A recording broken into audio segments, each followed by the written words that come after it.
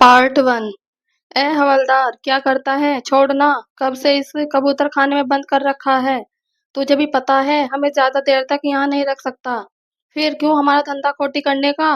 Lockup में बंद 10-15 औरतों में से एक औरत ने अपने खिसके हुए पल्लू को और खिसकाते हुए कहा।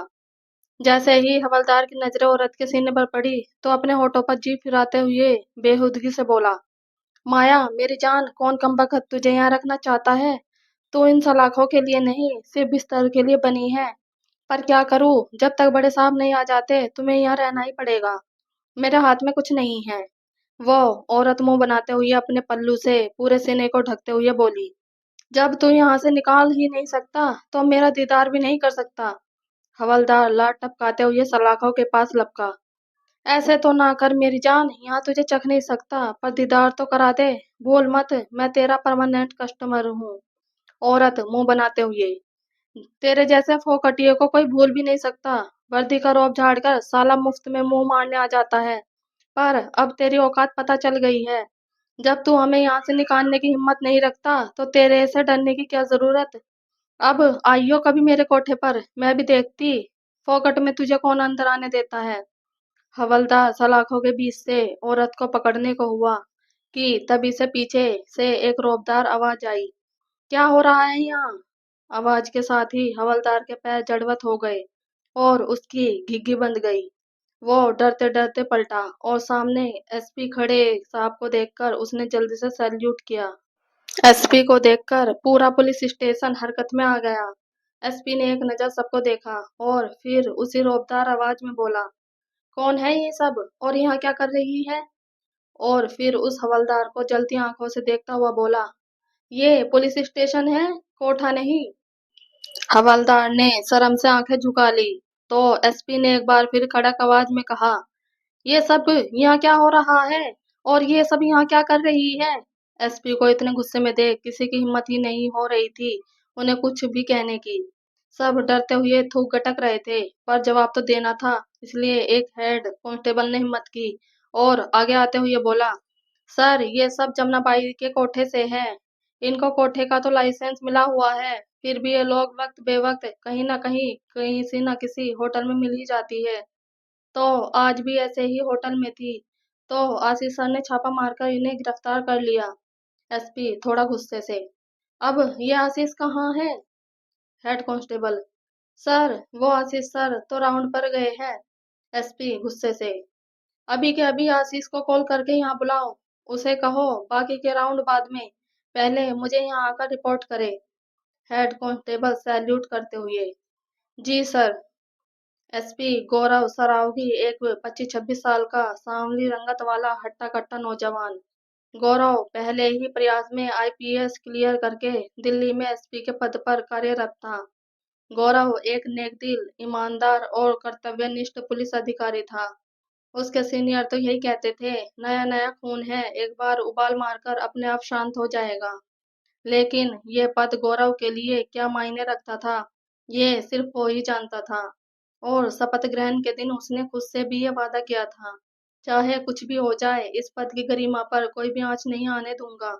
और उसी वादे पर चलते हुए अपनी ड्यूटी उसने इतनी बहादुरी से की कि अब उसके एरिया में अपराध ना के बराबर ही रह गया था। आमतौर पर उसे गुस्सा कम ही आता था। वो उन नौजवानों में से नहीं था जो जवानी के जोश में उबलते फिरते हैं। वह गुस्से से कम और दिमाग से तेज व्यक्तित्व वाला इंसान था। लेकिन आज वो इन सेक्स वर्कर्स को देखकर ना जाने क्यों बिफर पड़ा। वो उनको एक नजर देखना भी पसंद नहीं कर रहा था और ऊपर से वो सारी औरतें तेज आवाज में बहुत ही भद्दी बातें कर रही थी। उन्हें अपनी साड़ी के पल्लू का कोई होश नहीं था कि कहाँ जा रहा है, या वो जानबूझकर वहां के मर्दों को उकसाने की कोशिश कर रही थी। गौरव का ये सब देखकर दिमाग खराब हो गया और वो जल्द से जल्द इन सब से छुटकारा पाना चाहता था। उनको देखकर उसके कोई दबे हुए घाव हरे होने लगे थे। उन सबको इग्नोर करने के लिए गौरव ने अपने केबिन में जाना ही ठीक समझा। उसने कुछ ही कदम बढ़ाए होंगे कि उसकी नजर अनायास ही उन औरतों में से किसी एक की दो जोड़ी आंखों पर टिक गई। उसे सिर्फ वो आंखें ही दिखाई दे रही थी क्योंकि वो किसी और से गौरव को देख रही थी। गौरव के कदम अपनी जगह ही ठिठक गए। न जाने कैसा चुंबकीय आकर्षण था उन आंखों में, जो गौरव अपने कदम आगे नहीं बढ़ा पाया। हरी आंखें जो काजल से सनी हुई बेहद दिलकश लग रही थी, साथ ही पलकें इतनी घनी कि किसी को अभी अपना बना ले। अपनी पलकों को घना दिखाने के लिए अभिनेत्रियां नकली आईलैशेस लगाती है, वैसी उसकी नेचुरल थी। उन आंखों ने गौरव को अपनी तरफ देखता पाया तो घबराकर उसी औरत की ओट में हो गई, जो गौरव अब तक गुस्से में तिलमिला रहा था। उसकी इस हरकत से न चाहते हुए भी मुस्कुरा उठा, लेकिन उसके छुपने से गौरव के मन में ना जाने कैसी हुक उठी। वो उसे देखने के लिए बेताब हो गया। मन में एक ही ख्याल आया, जिसकी आंखें इतनी नशीली, इतनी कातिलाना हो, वो खुद ना जाने कैसी होगी। उसे देखने की चाहत गौरव में इतनी जागी कि उसने अपने कदम वापस खींच लिए और केबिन में जाने के बजाय वहीं किसी डेस्क पर एक फाइल देखने के बहाने बैठ गया और उसकी ओट से तिरछी नजर से सलाखों के उस पार उन आंखों को देखने की कोशिश करने लगा। पर वो आंखें उसे वापस दिखी ही नहीं। काफी वक्त गुजर गया। वहां मौजूद हर औरत की बेहूदगी अभी भी चालू हुई थी। वहां की लेडी ऑफिसर्स ने उन्हें रोकने की कोशिश की, पर वो कुछ देर शांत रहती और फिर वापस अपने उसी अवतार में आ जाती। उन पर हाथ उठाने को गौरव ने मना कर दिया था, इसलिए वो कुछ ज्यादा ही आंखें मटका रही थी। पर जिन आंखों का गौरव को इंतजार था वो नहीं दिखी। गौरव मन ही मन बेचैनी से बोला, कितनी देर हो गई, ऐसी कौन सी सुरंग बनी है इस लॉकअप में जो वो बाहर ही नहीं निकल रही। कब से छुप कर बैठी है, उसे सफोकेशन नहीं हो रही है क्या? गौरव परेशानी से अपने निचले होठ का कोना काटते हुए सोचने लगा कि तभी किसी ने उसे सैल्यूट किया। गौरव का ध्यान उस तरफ गया तो उसका जूनियर आशीष खड़ा था। आशीष, सॉरी सर वेट कराने के लिए, पर आज का राउंड जरूरी था। गौरव की नजरें अभी भी लॉकअप पर टिकी थी। नो नो इट्स ओके आशीष, मुझे खुशी है कि तुम अपना काम इतनी ईमानदारी से कर रहे हो। आशीष मुस्कुरा दिया, लेकिन उसने गौरव का ध्यान अपनी ओर न पाकर आशीष ने उसकी नजरों का अनुसरण किया तो बोला, सर इन लोगों को कितना ही समझा लो, जब लाइसेंस मिला हुआ है तो अपनी जगह पर ही धंधा करे, पर ये सुनती ही नहीं है, कहीं भी शुरू हो जाती है। इसलिए आज धर ही लिया इन सबको। एक दो दिन जेल में रहेगी तो सारी अकल ठिकाने आ जाएगी। आशीष की बात से गौरव का ध्यान उन आंखों से हटा और एक बार फिर गुस्सा उस पर हावी होने लगा। तो वो झटके से खड़ा हुआ और बोला, एक दो दिन, मैं इन्हें अब एक पल और बर्दाश्त नहीं कर सकता। जल्दी से चार्जशीट तैयार करो और इन्हें मेरी नजरों से दूर करो, समझे? आशीष उसके गुस्से में देख एक बार तो हैरान रह गया, पर फिर बोला, रिलैक्स सर, क्या हो गया है आपको? मैं अभी इनका कोई ना कोई इंतजाम करता हूँ, बस आप शांत रहिए। गौरव का मन एक बार फिर गुस्से से भर गया तो वो वहां से जाने के लिए मुड़ा, पर मुड़ते ही उसे एक बार फिर वो आंखें नजर आई। गौरव समझ गया कि वो जब जब गुस्सा करता है ये आंखें उस पर आकर टिक जाती है। वो आंखें गौरव को एक बार फिर अपनी तरफ देखता पाकर छुप गई तो गौरव बड़बड़ा उठा, हाँ फिर से नहीं, ये क्या लुका छुपी का खेल लगा रखा है? अभी जाकर देखता हूँ आखिर ये है कौन। गौरव ने आशीष को बिना कुछ कहे लॉकअप की तरफ कदम बढ़ाया कि तभी उसके कानों में किसी की आवाज पड़ी, राम राम साहिब।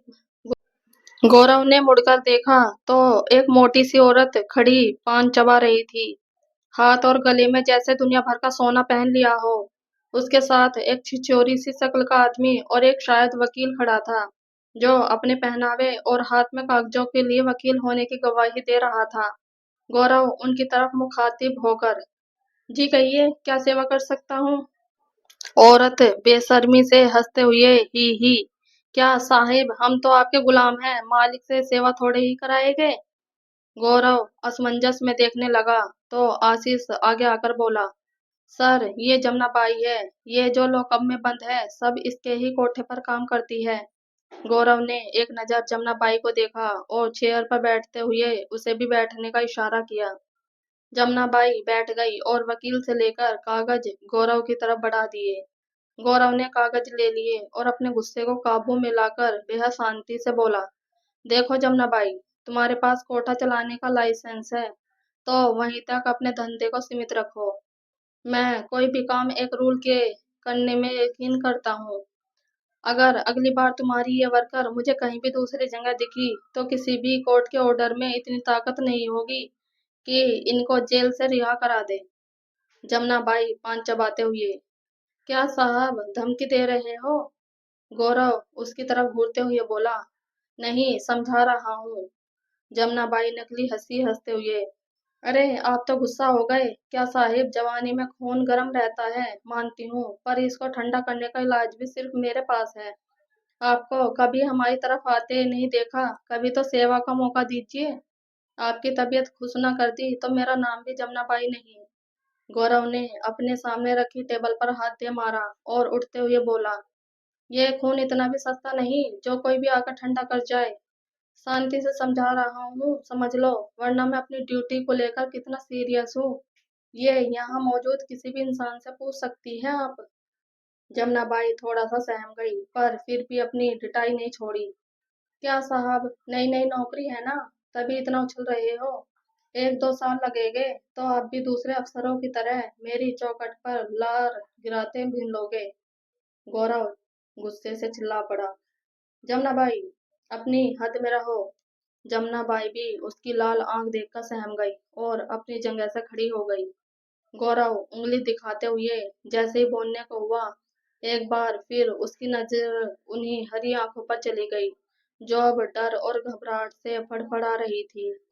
उन आंखों को देखकर गौरव को अपने अंदर कुछ पिघलता सा महसूस हुआ, तो उसने खुद को शांत किया और वापस अपनी जगह पर बैठ अपनी आईब्रो पर हाथ फिराते हुए बोला, देखो, औरत जात हो इसलिए इज्जत से कह रहा हूँ, वरना हमारी लेडी ऑफिसर्स के हाथों में बहुत खुजली होती है।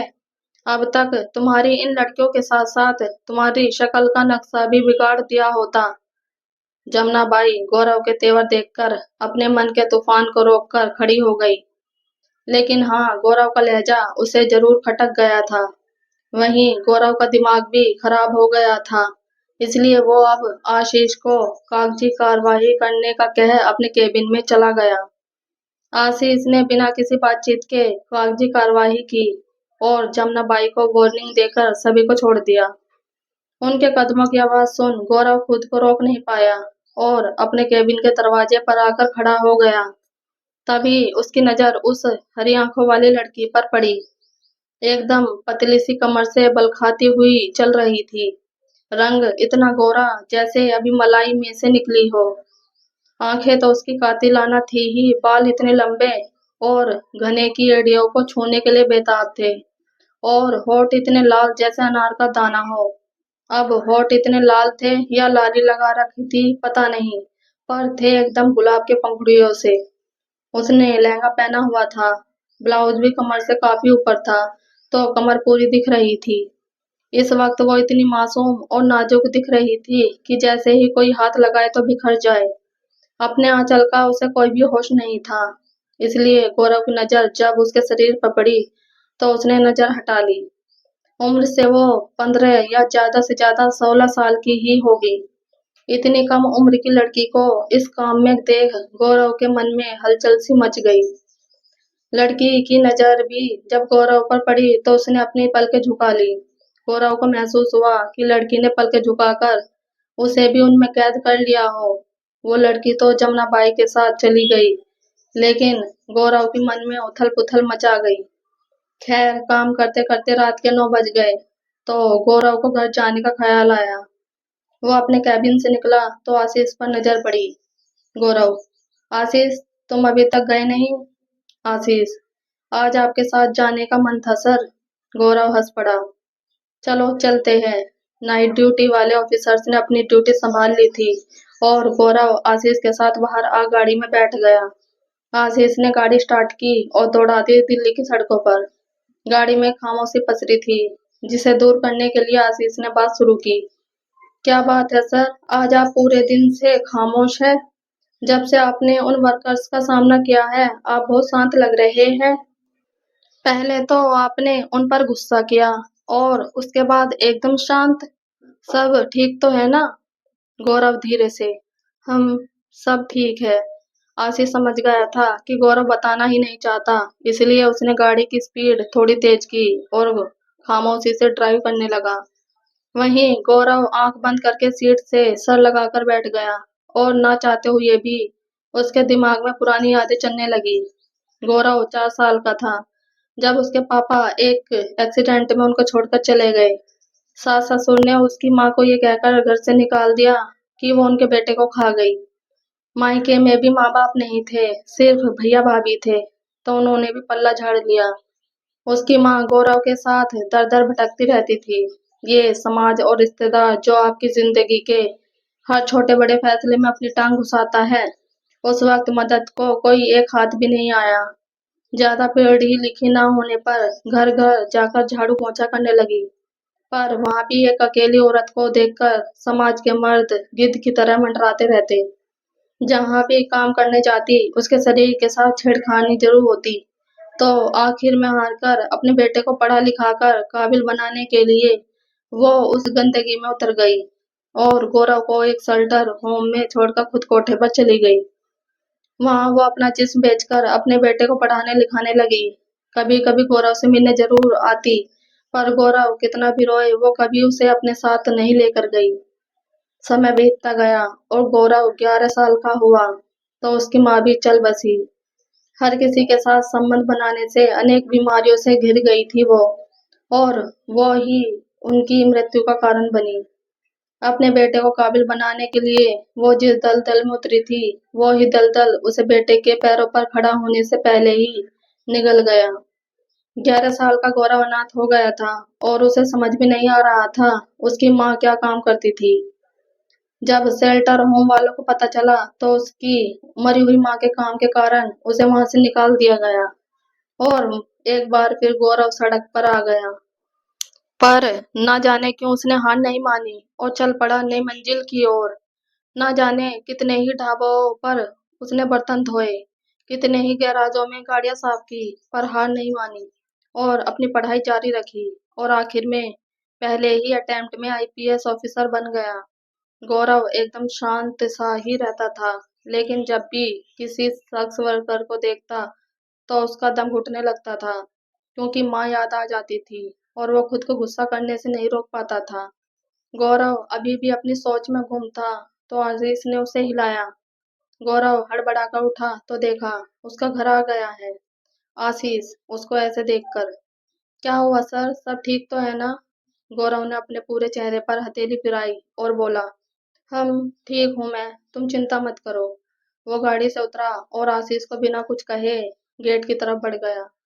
आशीष उसे इस तरह बिना कुछ कहे जाते देख खुद में ही बड़बड़ाया, आज सर को हो क्या गया है? जब से आए हैं तब से आज पहली बार इनको इतना डिस्टर्ब देख रहा हूँ। गौरव अंदर चला गया तो आशीष कुछ देर तक तो देखता रहा, फिर वो भी अपने घर की तरफ बढ़ गया। गौरव अंदर आया, घर की लाइट जलाई और जूते निकालकर सोफे पर सिर टिकाकर आंख बंद करके बैठ गया। कुछ देर तक वैसे ही बैठा रहा। जब राहत नहीं मिली तो अपने रूम में आया और यूनिफॉर्म निकाल कर नहाने चला गया। नहाने के बाद उसे कुछ अच्छा महसूस हो रहा था। वो किचन में आया तो खाना बनाने वाला खाना बनाकर जा चुका था, पर उसका मन नहीं हुआ कुछ खाने का, तो अपने लिए चाय बनाई और वापस अपने रूम में आ बालकनी में लगी चेयर पर बैठ गया। उसके हाथ में नोवेल था। गौरव की फेवरेट हॉबी थी पढ़ना, पर आज उसका मन नोवेल में ही भी नहीं लग रहा था। उसमें झल्ला कर नोवेल बंद कर दिया और धीमी आवाज में वही पढ़ा बूफर स्टार्ट कर दिया। बूफर ऑन होते ही गाना बजा।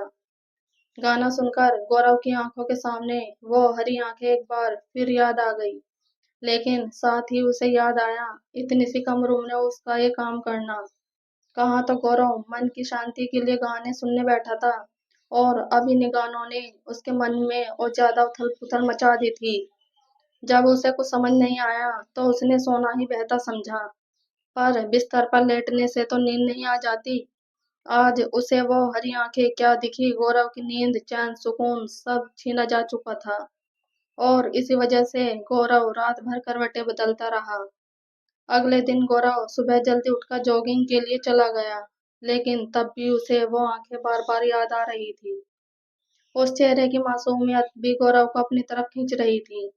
वो अब इससे काफी ज्यादा परेशान हो गया था। घर आया तब तक घर में काम करने वाले काका आ चुके थे। उनको चाय का कहकर गौरव नहाने चला गया। नहाकर उसे कुछ अच्छा लगा तो तैयार होकर नीचे आया और चाय नाश्ता कर ड्यूटी पर चला गया। आज भी आशीष ही उसे लेने आया था, तो रास्ते भर उससे बात कर गौरव का मन कुछ हल्का हो गया था। पुलिस स्टेशन में भी जब उसकी नजर लॉकअप पर पड़ी तो वो लड़की याद आ गई, जिससे उसके मन में एक हुक सी उठी। लेकिन वहां उसने अपना काम को प्रायोरिटी देते हुए फाइलों में सर खपा लिया। गौरव कुछ पेंडिंग केसेस की फाइल देख ही रहा था कि हेड कांस्टेबल ने एक लेटर लाकर उसकी डेस्क पर रखा। गौरव ने वो लेटर पढ़ा तो उसकी भौं तन गई, क्योंकि लेटर में उसके सीनियर्स का ऑर्डर था कि आज के बाद जमुनाबाई के धंधे में पुलिस की वजह से कोई दिक्कत नहीं आनी चाहिए। जमुनाबाई जहाँ चाहे जैसे चाहे धंधा कर सकती है। आज के बाद पुलिस को उनसे कोई लेना देना नहीं होना चाहिए। लेटर पढ़कर गौरव को जमुनाबाई से ज्यादा अपने सीनियर्स की हरकत खटकी। उसे खटका कि पुलिस वाले खुद ही इस वर्दी और कानून का मजाक बनाकर रखते हैं। गौरव को अपने सीनियर से घिन जरूर आ रही थी, पर उसने दिमाग शांत रखा और कुछ सोचने लगा। काफी देर तक इस मामले के बारे में सोचता रहा। उसके हाव भाव देखकर लग रहा था कि अपने दिमाग में ही मामले की तहकीकात कर रहा है। आखिरकार उसके चेहरे पर एक स्माइल आ ही गई, क्योंकि उसने सोच लिया था कि अब करना क्या है। गौरव ने आशीष को बुलाया और वो लेटर पढ़ाया तो आशीष ने उसे कहा, मैं इस लेटर का कारण नहीं समझ पा रहा हूँ सर। मतलब एक मामूली सी कोठे वाली के लिए इतने बड़े बड़े ऑफिसर्स का ऑर्डर, अजीब है ना। गौरव अपनी जगह से खड़ा हो गया और कैबिन में चक्कर काटते हुए बोला, जिस्म का नशा हर नशे से घातक होता है आशीष। हमारे ऑफिसर्स उसी नशे में जकड़े हुए हैं। आशीष, तो इसमें लेटर भेजने की क्या जरूरत थी सर। आज तक हमने ना जाने कितने ही कोठे वालों को पकड़ा है, पर पहले तो ऐसा नहीं हुआ। आशीष की बात से गौरव मुस्कुरा उठा और बोला, जवाब तो तुमने अपने सवाल में ही दे दिया है आशीष, तो मुझसे क्यों पूछते हो। आशीष को गौरव की बात बिल्कुल समझ में नहीं आई। वो सोचते हुए नाखून कुतरने लगा तो गौरव ने चेयर की तरफ इशारा किया और बोला, बैठो समझाता हूँ। आशीष चेयर पर बैठ गया तो गौरव भी उसके सामने डेस्क पर बैठते हुए बोला, आज तक तुमने ना जाने कितने सेक्स वर्कर्स को पकड़ा, पर ऐसा कोई लेटर नहीं आया। इसका एक सीधा मतलब तो यही निकलता है कि जमुनाबाई की पहचान बड़े बड़े अफसरों से है, पर एक पुलिस वाले की नजर से देखो तो गौर करो। आशीष, हमने कल ही तो पकड़ा था और आज ही उन लोगों का लेटर आना, मतलब वो लोग किसी और चीज से डर रहे हैं। शायद इस कोठे में जिस्म के धंधे के अलावा भी कुछ और होता है और ये लोग नहीं चाहते कि वो सामने आए, इसलिए हड़बड़ा गए। अब आशीष भी मुस्कुरा दिया। इन लोगों ने तो खुद ही अपने पैरों पर कुल्हाड़ी मार ली सर। मतलब हम तो सिर्फ उनको बाहर धंधा करने से रोक रहे थे, ऐसी किसी भी बात पर हमारा ध्यान ही नहीं था। गौरव, बिल्कुल, इसलिए तो कहते हैं इंसान को कोई भी कदम उठाने से पहले उसके अच्छे और बुरे दोनों पहलुओं पर गौर कर लेना चाहिए। गौरव आशीष की तरफ देखकर बोला, इसकी तह तक जाने में मेरी मदद करोगे आशीष। आशीष उसकी नजरों में आत्मविश्वास से देखता हुआ बोला, ये भी कोई कहने की बात है। गौरव, इतनी जल्दी फैसला मत लो आशीष, तुम खुद देख रहे हो कि इसमें कितने बड़े बड़े लोग शामिल हैं। अगर उनकी नजरों में आ गए तो तुम सोच सकते हो तुम्हारे लिए कितने खतरे की बात हो सकती है। आगे का पार्ट देखने के लिए पार्ट 2 देखें। और अगर आपको हमारी स्टोरी पसंद आई हो तो प्लीज लाइक, कमेंट और सब्सक्राइब जरूर कीजिएगा। Thank you.